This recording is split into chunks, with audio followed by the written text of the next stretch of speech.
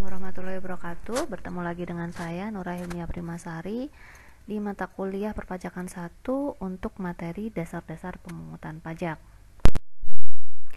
Yang pertama kita bahas adalah dasar pembenaran pemungutan pajak. Jadi yang akan kita pelajari nanti yang pertama, mengapa negara memungut pajak kepada rakyatnya.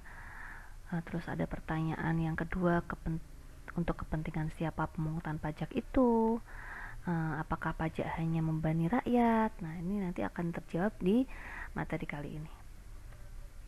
Jadi dasar pemungutan pajak ini diperuntukkan untuk kepentingan pemungut, dalam hal ini adalah negara, ya, negara untuk membangun fasilitas-fasilitas negara dan juga untuk kepentingan yang dipunguti, dalam hal ini adalah pembayar pajak.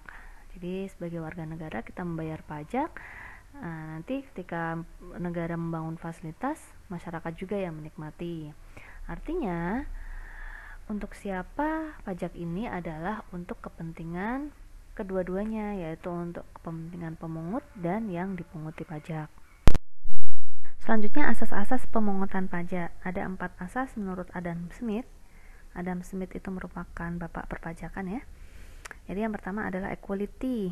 Equality ini merupakan pemungutan pajak harus bersifat adil dan merata.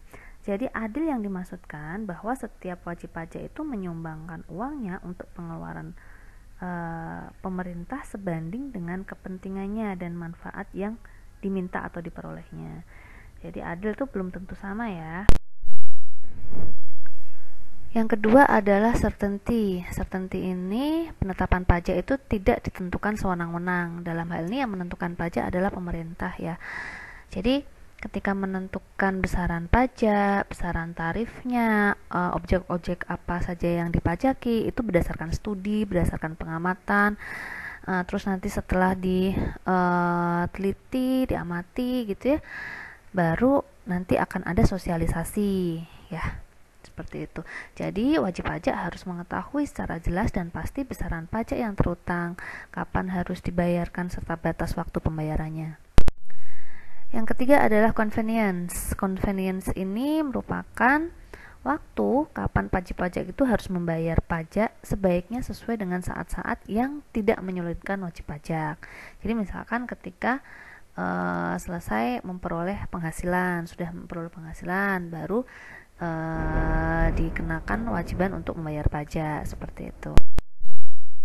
Yang keempat, ekonomi.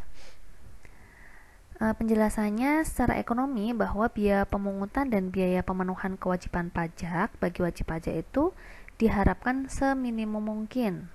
Jadi harapannya wajib pajak itu tidak terbebani dengan besaran pajak yang harus dikenakan. Oke, selanjutnya yurisdiksi pemungutan. Yurisdiksi pemungutan di sini ada 3 yurisdiksi. Yang pertama berdasarkan asas domisili. Asas domisili ini negara itu berhak mengenakan pajak atas seluruh penghasilan wajib pajak yang bertempat tinggal di wilayahnya. Dalam hal ini ketika itu di Indonesia berarti semua orang yang bertempat tinggal di Indonesia berarti bisa dikenai pajak. Oke, selanjutnya adalah asas sumber. Asas sumber di sini negara mengenakan pajak yang bersumber di wilayahnya tanpa memperhatikan tempat tinggal wajib pajak.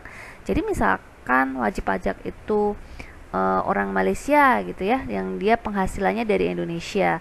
Karena sumber penghasilannya dari Indonesia, atas sumber penghasilan tersebut itu bisa dikenai pajak. Dan yang ketiga adalah asas kebangsaan.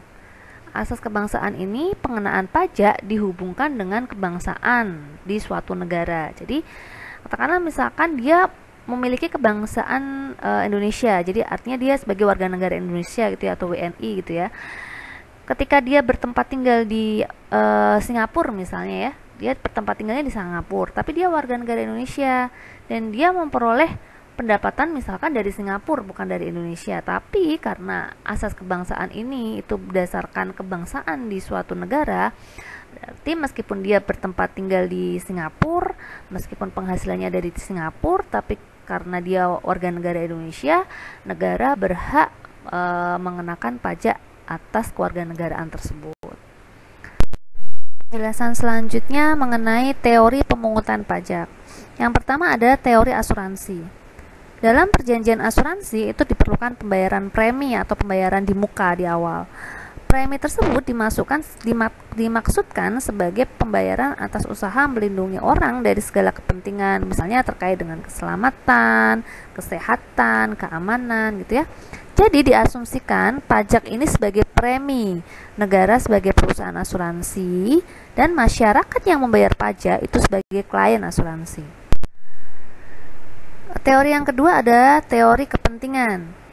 Teori ini memperhatikan beban pajak yang harus dipungut dari masyarakat. Pembebanan ini harus didasarkan pada kepentingan setiap orang pada tugas pemerintah termasuk perlindungan jiwa dan hartanya. Jadi artinya ketika masyarakat itu makin banyak menikmati jasa dari pekerjaan pemerintah, makin besar pula pajak yang dikeluarkannya. Jadi misalkan ketika dia menikmati fasilitas pemerintah ketika ke mall gitu ya, berarti kan misalkan di mall itu ada biaya parkir. Nah, berarti dia harus membayar biaya parkir, itu ada pajaknya juga di sana gitu ya. Nanti masuk ke kas negara, kas daerah dulu ya. Selanjutnya ada teori yang ketiga adalah teori gaya pikul. Teori ini pokok pangkalnya adalah keadilan. Pajak sama pada setiap orang, di mana didasarkan pada gaya pikul seseorang. Didasarkan pada penghasilan, kekayaan, pengeluaran. Jadi semakin banyak penghasilan, semakin banyak pajak yang harus dibayarkan. Semakin banyak kekayaan dia, semakin banyak yang harus dibayarkan pajaknya, seperti itu. Teori selanjutnya adalah teori bakti, teori kewajiban pajak mutlak. Berdasarkan pada pertimbangan bahwa negara itu mempunyai hak mutlak untuk memungut pajak. Di lain pihak, masyarakat menyadari bahwa pembayaran pajak itu sebagai kewajiban. Jadi masyarakat warga negara yang berbakti harus menyadari pembayaran pajak adalah sebagai suatu kewajiban. Kalau kita belajar di pengantar akuntansi, kewajiban itu utang ya yang harus dibayarkan. Nah, tapi kebanyakan masyarakat Indonesia ya kebanyakannya itu pajak itu bukan sebagai kewajiban tapi sebagai beban gitu ya.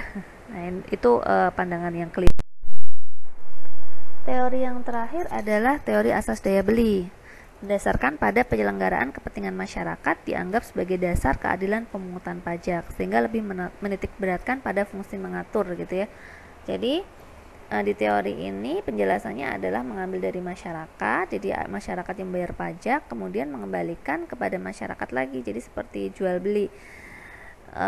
Masyarakat sebagai pembeli ya, pembeli itu mengeluarkan uang, nanti pemerintah sebagai penjual.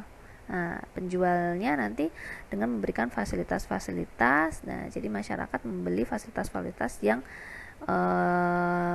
dibuat oleh pemerintah gitu ya, tapi pembelian itu dinikmati secara tidak langsung gitu ya, tidak seperti jual beli, misalkan ada jual beli makanan terus dapat makanan gitu, enggak gitu ya. Penjelasan yang terakhir mengenai sistem pemungutan pajak. Sistem pemungutan pajak ini ada 3. Yang pertama adalah Official Assessment System. Official Assessment System ini pajak ditentukan oleh Fiskes, dalam hal ini adalah pemerintah. Contohnya adalah pajak bumi dan bangunan. Jadi pajak bumi dan bangunan itu perhitungannya langsung oleh pemerintah. Kalau di Indonesia pajak bumi dan bangunannya itu melalui pemerintah daerah ya. Jadi nanti dari pemerintah daerah nanti akan mengeluarkan berapa pajak yang harus dibayarkan di tahun ini, seperti itu. Yang kedua adalah Self-Assessment System. Self-Assessment System ini wajib pajak menghitung, membayar, dan melaporkan sendiri jumlah pajak yang harus dibayarkannya. Contohnya di sini adalah pajak penghasilan dan pajak pertambahan nilai. Jadi di pajak penghasilan, contohnya pajak penghasilan ya, berarti di pajak penghasilan itu katakanlah misalkan terkait dengan penghasilan seorang wajib pajak karyawan misalnya ya. Jadi karyawan itu nanti akan menghitung berapa penghasilannya, nanti dihitung di total dalam 1 tahun itu berapa. Nanti terus dia menghitung sendiri. Nah, terus nanti dia membayarkan sendiri dan terakhir dia akan melaporkan sendiri berapa yang sudah dibayarkan, seperti itu. Itu namanya self assessment system. Dan yang ketiga ada withholding system. Withholding system itu ditentukan oleh pihak ketiga, bukan Fiskus dan bukan wajib pajak yang bersangkutan. Nah, di Indonesia ini belum dipakai nih. Jadi sementara yang dipakai di Indonesia adalah dua, yang nomor 1 dan nomor 2 tadi, official assessment system sama self assessment system. Jadi kalau withholding system ini belum dipakai di Indonesia, tapi di negara-negara maju biasanya sudah pakai ini. Jadi ada suatu pihak independen ya, bukan pemerintah, bukan wajib pajak. Nah, dia nanti menghitungkan berapa pajak yang harus dibayarkan oleh wajib pajak tersebut. Oke, begitu untuk penjelasan kurang lebihnya mohon maaf. Terima kasih. Assalamualaikum warahmatullahi wabarakatuh.